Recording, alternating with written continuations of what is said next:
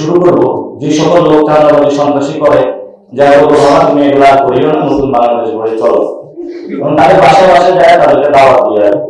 একটা ভোট চোর যদি পার্লামেন্টে যায়, সে তো জনগণের পকেটের টাকা চুরি করবে, ব্যবসায়িক টাকা চুরি করবে, এমন কোন জায়গা না যেখানে হলো সে হাত বসাবে না। ভোট চোর তো আছে এখন হলো চোর দল, এটা আরো হলো ত্রিপল, আরো বাড়ানো যায় ভাগি না, একদম পুরো একটা গোষ্ঠী শব্দ হলো ভোট চোর।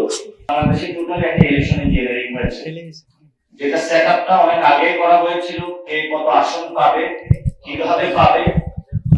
আমার তো ব্যক্তিগত এক্সপেরিয়েন্স, সেটা হলো কেন্দ্র পরিদর্শনে গিয়েছিলাম, মাথায় এসে বসে দিচ্ছে, বিভিন্ন জায়গায় বাধাগ্রস্ত সৃষ্টি করেছে আমাকে। তারপরে হলো সন্ধ্যার পরে একসাথে আমাদের ৯৭ কেন্দ্রে তারা একসাথে অ্যাটাক দিয়েছে এবং আমাদের সবাইকে নাজেহাল বানিয়ে দিয়েছে।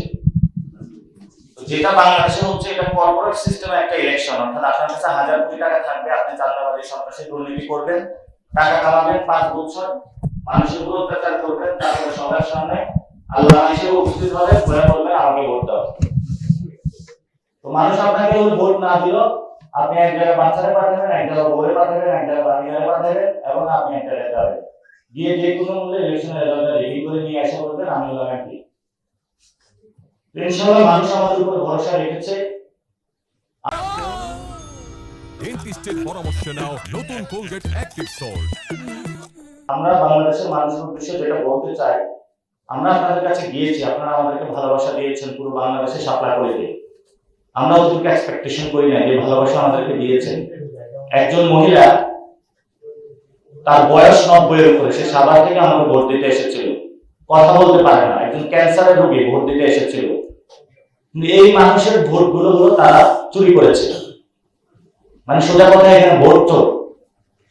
একটা ভোট চোর যদি পার্লামেন্টে যায়, সে তো জনগণের পকেটের টাকা চুরি করবে, ব্যবসায়িক টাকা চুরি করবে, এমন কোন জায়গা না যেখানে হলো সে হাত বসাবে না। ভোট চোর তো আছে এখন হলো চোর দল, এটা আরো হলো ত্রিপল, আরো বাড়ানো যায় ভাগি না, একদম পুরো একটা গোষ্ঠী শব্দ হলো ভোট চোর। এই পরিস্থিতির মধ্যে দিয়ে যাচ্ছে, কিন্তু যেটা বাড়লে অভিজ্ঞতা হলো ইয়াং জেনারেশনের, তারা তো কেন্দ্র ছিল, তারা দেখেছে কিভাবে হলো বাংলাদেশে ভোট চুরি হয়েছে। তো আপনারা সাংবাদিক ভাইরা যারা আছেন, আগেও আপনাদের সাথে আমার নির্বাচন কমিশন এখানে বারবার কথা হচ্ছে যে বাংলাদেশে ইলেকশন যে সিস্টেমটা আছে, এটা টোটালি এটা একটা করাপ্টেড সিস্টেম, যে সিস্টেমের মধ্যে আপনার অনেক টাকা প্রয়োজন হবে, এই টাকাগুলো হলো জনগণের পকেটের টাকা। এই পরিস্থিতি আসলে বাংলাদেশে চলতে দেওয়া যাবে না।